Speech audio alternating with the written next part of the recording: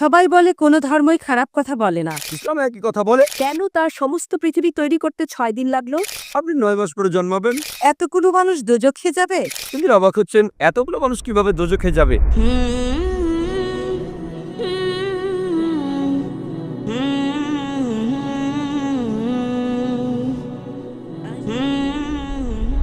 সবাই বলে কোনো ধর্মই খারাপ কথা বলে না, কিন্তু মুসলিমরা কেন অন্য ধর্মের লোকদের ইসলাম গ্রহণ করতে বলে?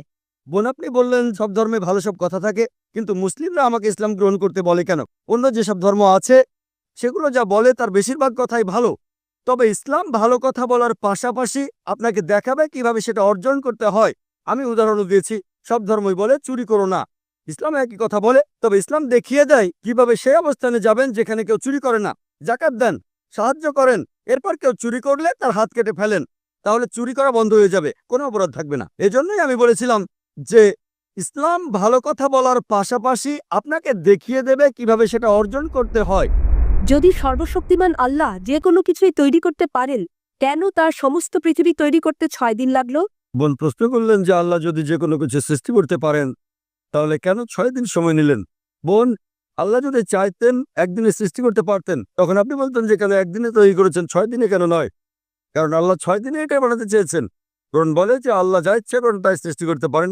অনেক আয়াতে আছে, আল্লাহ বলেন কোরআনে সূরা আলে ইমরান অধ্যায় 3 আয়াত নম্বর 59, إن مثل عيسى عند الله كمثل آدم خلق من تراب ثم قال له كن فيكون। আল্লাহ আদম আলাইহিস সালামকে সৃষ্টি করেছেন যেমন তিনি যীশু খ্রিস্টকে সৃষ্টি করেছেন ধুলো থেকে, তিনি বলেন হও আর তা হয়ে যায়।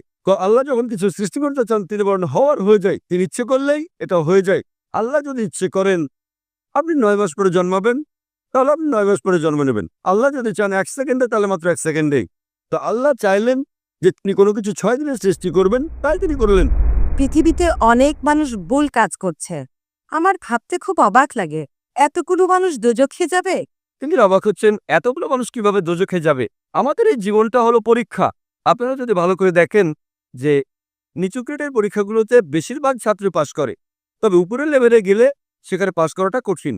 উদাহরণস্বরূপ কোনো কঠিন পরীক্ষায় বসেছেন, যেমন মেডিকেল কলেজে ভর্তি হতে গেলে আপনাকে পড়তে হবে, খাটাখাটনি করতে হবে, পড়াশোনা করতে হবে। একইভাবে বেহেশতে যেতে গেলে এটা সহজ কাজ না, এটা মেডিকেলে ভর্তির চেয়েও অনেক কঠিন কাজ। তাই এটা আসলে পরকালের জন্য পরীক্ষা। যারা আল্লাহর নির্দেশগুলো মেনে চলবেন তারা ইনশাআল্লাহ বেহেশতে যেতে পারবেন। আশা করি বোন উত্তরটা পেয়েছে।